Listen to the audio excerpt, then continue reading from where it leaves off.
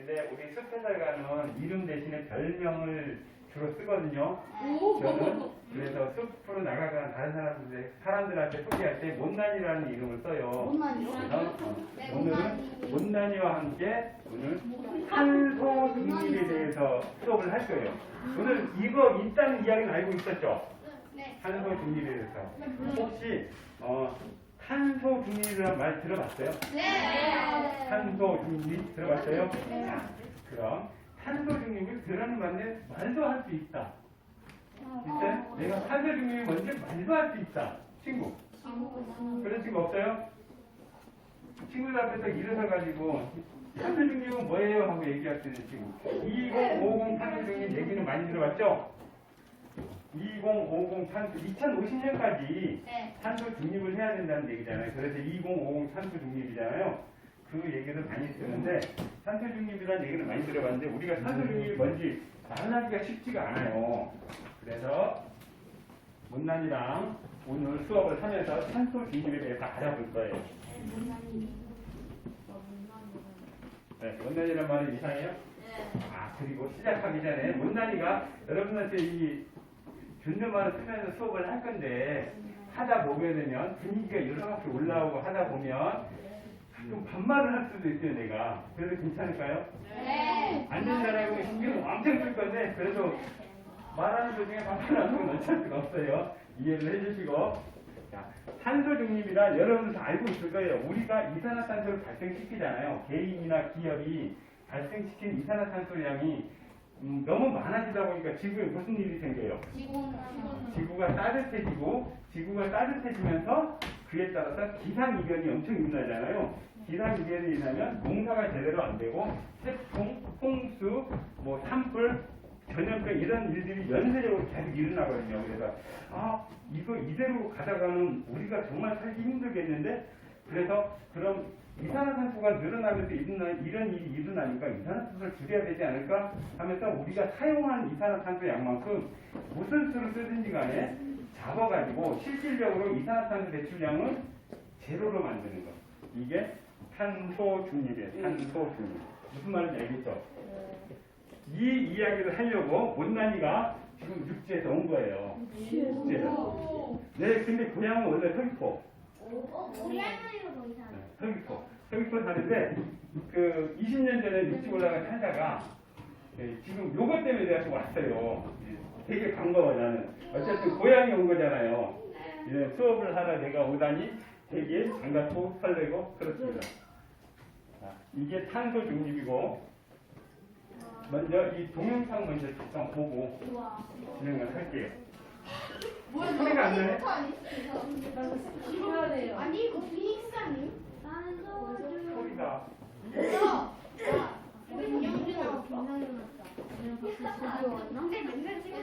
불러? 인형들을 만드는 곳은 어디지? 맞아, 공장이야. 공장에서 물건을 만들면 많은 이산화탄소가 나오지. 공장뿐만 아니라 가정에서 전기와 도시가스를 사용할 때, 자동차를 탈 때, 냉수와 온수를 사용하는 등 우리가 일상생활을 할 때에도 이산화탄소가 나온대. 이렇게 발생되는 이산화탄소의 배출을 줄이고 배출된 만큼의 이산화탄소는 흡수해서 실질적인 탄소 배출을 0으로 만드는 걸 탄소 중립이라고 해. 같은 말로 탄소 제로라고도 불러. 탄소 중립을 하는 이유는 바로 기후변화 때문이야. 기후변화는 시간이 지나면서 점차 기후가 변화하는 것인데 최근 들어 가장 큰 기후변화가 손꼽히는 문제는 바로 지구의 온도 상승을 말하는 지구온난화 현상이야. 쉽게 말해 지구가 점점 더워지고 있는 거지. 지구가 더워지면 무슨 일이 생길까? 여름에 너무 덥거나 갑자기 비가 한 곳에 집중되어 너무 많이 내리거나 태풍이 자주 발생하거나 눈이 너무 많이 내리는 등 이상기후가 발생하게 되지. 이런 지구온난화를 일으키는 주범이 온실가스야. 그중 50%는 이산화탄소이고 따라서 이산화탄소 배출량을 줄이지 못하면 지구온난화에 의해 지구는 심각한 위험을 맞이하게 될 수도 있어. 그래서 우리는 탄소 중립을 실천해야 해. 우리 친구들이 함께 할 수 있는 탄소 중립 실천 방법에는 무엇이 있을까? 첫째, 쓰레기를 함부로 버리지 않고 철저한 분리수거하기. 종이는 종이끼리, 플라스틱은 플라스틱끼리, 병은 병끼리, 캔은 캔끼리, 쓰레기의 종류별로 나누어 배출하면 더 효과적으로 재활용이 가능하지. 이때 우리 친구들이 좋아하는 음료수의 경우 내용물을 모두 비워 씻고 라벨을 제거하여 버리고 우유값은 물로 깨끗이 씻고 말려 종이와 따로 분리배출하면 재생유지의 재료로 사용할 수 있어. 둘째, 일회용품 사용 줄이기. 일회용 컵 대신 텀블러를 사용하거나 비닐봉투 대신 장바구니를 사용하면 좋겠지? 셋째, 종이 아껴 쓰기. 우리 친구들이 사용하는 종이인 A4 용지 4박스를 만들기 위해 30년 된 큰 나무 한 그루를 베어내야 하는데 종이 한 장을 아껴 쓰는 것도 아주 좋은 탄소 중립 실천 방법이야. 넷째, 대중교통이나 자전거 타기. 화석 연료를 에너지원으로 사용하는 자동차는 연료를 태우는 과정에서 탄소를 배출하기 때문에 대중교통을 이용하면 탄소 배출을 줄일 수 있고 걷기에는 멀고 대중교통을 타기에는 애매한 거리일 때에는 자전거를 이용해봐도 좋아. 자전거를 타면 탄소 배출을 줄일 수 있고 페달을 밟고 달리다 보면 기분도 좋고 건강도 좋아지겠지? 다섯째, 전기 아껴 쓰기. 가전제품을 사용할 때 전원을 꺼도 플러그가 꽂혀 있으면 전력은 계속 사용된다고 해. 환경을 위해 사용하지 않는 콘센트는 뽑아주면 좋고 낮에는 전등을 켜는 대신 커튼을 열어 자연광으로도 생활해도 충분하겠지? 참을 수 있는 정도의 더위라면 에어컨보다는 선풍기. 선풍기보다는 부채를 사용하면 전기를 아낄 수 있어. 여섯째, 산림과 바다, 국립공원을 아껴주기. 전국의 22개의 국립공원에 식물, 토양, 갯벌, 해상 등이 보유하고 있는 탄소 저장량은 약 55억 톤 CO2로 추정되며 국립공원의 연간 탄소 흡수량은 3,200만 톤 CO2로 추정돼. 이처럼 탄소를 흡수하는 탄소 저장고인 국립공원을 아껴주면 좋겠어. 탄소 중립 실천 방법 6가지는 우리 친구들이 꼭 다짐하고 함께 실천하는 것이 중요해. 꼭 함께 해줄 거지? 약속! 약속. 오케이. 아니야. 탄소중립에 대해서 간단하게 딱 돌아봤잖아요. 네. 이제 문나이랑 같이 하나하나 왜 그런지 좀 구체적인 사례들을 보면서 할 거고 우리가 그런 탄소중립을 줄이기 위해서 아까 6가지 실천 방안을 했는데 그 실천 방안들을 게임을 통해서 우리가 할 거예요. 그러면서 어떤 실천 방안들이 좋고 꼭 해야 되는지 그런 것들에 대한 논의를 통해서 오늘 2교 시간 수업을 진행을 할 거예요. 사람은 숨을 쉬죠. 숨을 쉴 때 뭘 마셔요? 산소를 마시고 무엇을 내뿜는다? 이산화탄소. 자, 우리는 숨만 쉬어도 이산화탄소를 배출해요. 우리는 알고 있었어요, 그거? 이산화탄소를 내뿜는다는 건 아는데 그게 탄소를 내뿜는다는 생각은 뭐라고 살았죠? 우리는 숨만 쉬어도 탄소를 배출하는 사람. 자, 그러면은 누군가는 또다시 탄소를 만들어주고 이산화탄소를 흡수해야 되겠죠? 다리 다 없는 살고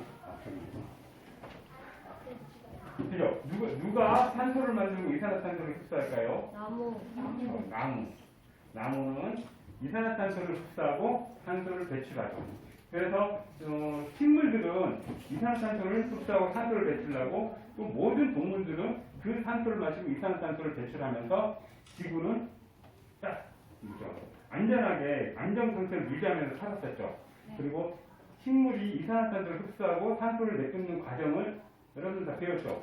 무슨 작용?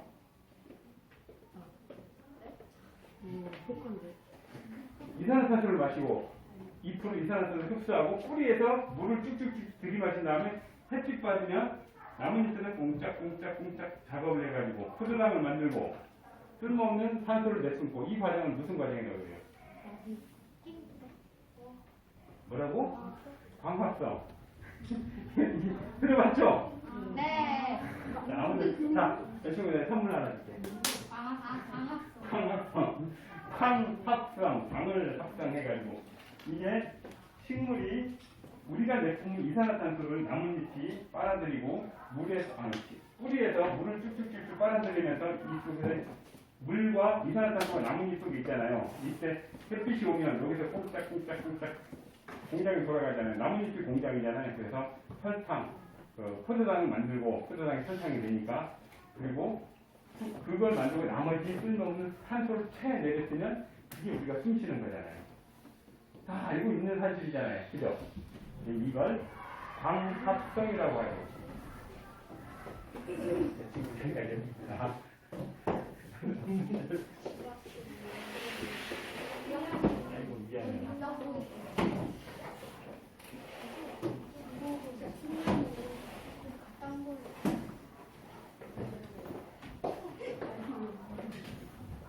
이걸 과합성이라고 해요.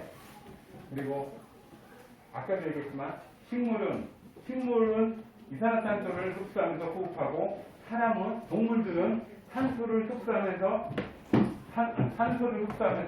지구 생태계가 물과 흙과 대기와 생물이 이렇게 어울리면서 잘 살아가고 있었죠.